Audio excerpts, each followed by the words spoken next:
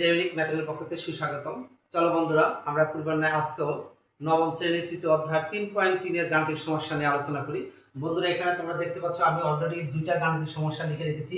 অর্থাৎ এটা হলো উৎপাদকের অঙ্ক। এই উৎপাদকের অঙ্ক তিনটা নিয়মে হয়। একটা হলো মিডল টার্মের সাহায্যে, একটা সূত্রের সাহায্যে, একটা ভাগশেষ প্রক্রিয়ার সাহায্যে।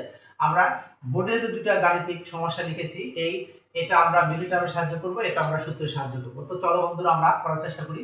এখানে তোমরা একটা জিনিস খেয়াল করে দেখো, এখানে কি আছে ab x y bc x y, অর্থাৎ এইটুকুনের মধ্যেও আমরা কি x y কমন পাচ্ছি, এখানে x y কমন পাচ্ছি।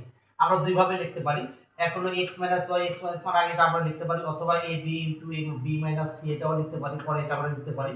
তো আমরা অঙ্ক করার সুবিধার জন্য আমরা কি লিখব, এই ab মাইনাস লিখব a bc, আর সাথে কি লিখব, এই দুটো কমনের একটা x y। তো শিক্ষার্থী বন্ধুরা, এখন আমরা এখানেও আমরা কমন পাচ্ছি এ বি আর হলো মাইনাস বিসি, এর মধ্যে আমাদের কি কমন আছে, বি কমন আছে। তাহলে কি লিখতে পারি আমরা এ মাইনাস সি, আর এখানে আমাদের কি আছে এক্স মাইনাস ওয়াই। এটাই আমাদের আনসার।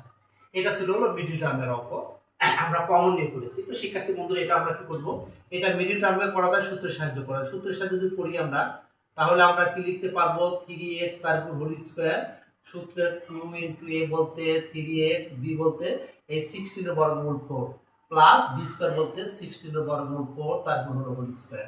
তো শিক্ষার্থী বন্ধুরা, এটা কোন সূত্র পড়ছে, a square plus 2a plus b square, অর্থাৎ a প্লাস হোল স্কয়ার সূত্র পড়ছে। তাহলে a বলতে আমাদের কি আছে 3x, আর b বলতে 4, ব্র্যাকেট দিয়ে আমরা কিন্তু হোল স্কয়ার।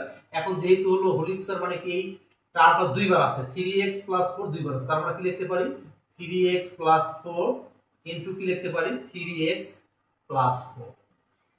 এটাই আমাদের আনসার। আশা করি শিক্ষার্থী বন্ধুরা, তোমরা অবশ্যই অতি সহজে দুটো অঙ্ক বুঝতে পারছো এবং সুন্দর করে খাতায় তুলে নিয়েছো। সুন্দর করে বজায় এবং খাতা তুলে তোমাদের জন্য অসংখ্য অসংখ্য ধন্যবাদ। আল্লাহ হাফেজ।